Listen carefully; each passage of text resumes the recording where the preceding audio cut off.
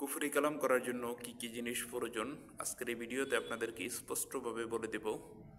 সুতরাং আজকের এই ভিডিওটি আমি মনে করি আপনাদের জন্য খুবই গুরুত্বপূর্ণ। ভিডিওটি না টেনে একটু শেষ পর্যন্ত দেখার চেষ্টা করবেন। ভিডিওটি শুরু করার আগে ছোট্ট একটু অনুরোধ করব, আপনি যদি আমার এই ভিডিওটি আমার ইউটিউব চ্যানেল থেকে দেখে থাকেন তাহলে চ্যানেলটিকে সাবস্ক্রাইব, এবং ফেসবুক পেজ থেকে দেখে থাকলে অবশ্যই পেজটিকে ফলো দিয়ে রাখবেন নিয়মিত এমন গুরুত্বপূর্ণ ভিডিও পাওয়ার জন্য। চলুন তাহলে কথা না বাড়িয়ে ভিডিওর মেইন আলোচনায় আসতে পারি। আপনারা জানেন যে যে কোনো কাজের ক্ষেত্রে যদি আপনারা এই কাজটা কুফরি কালামের মাধ্যমে করেন তাহলে 100% কাজ হয়ে যাবে, এতে কোনো গ্যারান্টি নেই, এতে কোনো সন্দেহ নেই। অর্থাৎ আপনার কাজ 100% হয়ে যাবে, এখানে কোনো সন্দেহ নেই কাজ হওয়ার ভিতরে, যদি আপনি এটা কুফরি কালাম দিয়ে করেন। এখন আপনাদের জানার বিষয় হচ্ছে কুফরি কালাম দিয়ে কাজ করতে হলে কী কী জিনিসের প্রয়োজন এবং কুফরি কালাম করার জন্য কী কী জিনিস প্রয়োজন আজকের এই ভিডিওতে আপনারা জেনে নেবেন।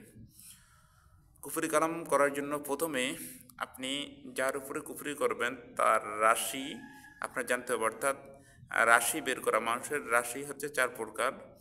এই রাশি বের করার আপনার যে বিদ্যা, এই বিদ্যা আপনার জানা লাগবে। দ্বিতীয় নম্বর, আপনি মন্ত্রের ধারা, অর্থাৎ যে মন্ত্রের মাধ্যমে আপনারা জানেন যে কারো উপরে যদি আপনি বশীকরণ করেন বা কারো উপরে বান মারেন বা কাউকে ব্ল্যাক ম্যাজিক আক্রান্ত করতে চান কুফরি কালামের মাধ্যমে, তাহলে অবশ্যই আপনার সেটা বিভিন্ন মন্ত্র সেখানে পাঠ করতে হয়।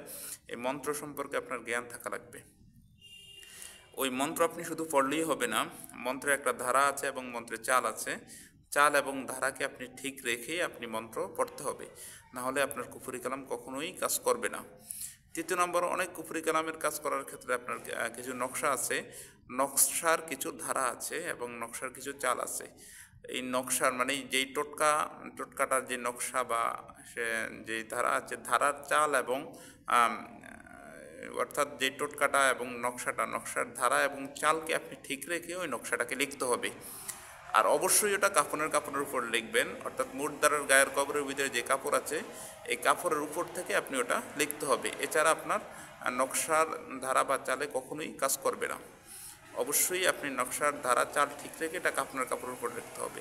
তাহলে আপনার অবশ্যই যেই লোকের উপর আপনি কুফরি কালাম করবেন তার আপনার রাশি জানতে হবে এবং রাশি সম্পর্কে আপনার জ্ঞান থাকা, তার রাশি আপনি যাচাই করতে হবে। রাশি যাচাই করার পর বা রাশি নির্দিষ্ট করার পরে তার রাশির উপরে আপনি কোন চালটা খাটাবেন বা কোন টোটকাটা খাটাবেন, এটা অবশ্যই আপনি ওই রাশিকে নির্ণয় করে আপনি এটা খাটাতে হবে। যদি রাশি নির্ণয় করে যদি আপনি না খাটান তাহলে আপনার এই কুফরি কালাম কখনোই কাজ করবে না।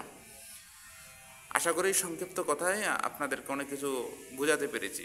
আরও কিছু যদি আপনারা জানতে চান বা বুঝতে চান তাহলে স্ক্রিনে দেওয়া যে ইমো এবং হোয়াটসঅ্যাপ নাম্বার আছে, এই ইমো এবং হোয়াটসঅ্যাপ নাম্বারে আমার সাথে যোগাযোগ করবেন, আমি অবশ্যই আপনাদেরকে বুঝিয়ে দিব। অথবা আমার কোনো কথা যদি না বুঝে থাকেন তাও যোগাযোগ করবেন, বুঝিয়ে দেওয়ার চেষ্টা করব।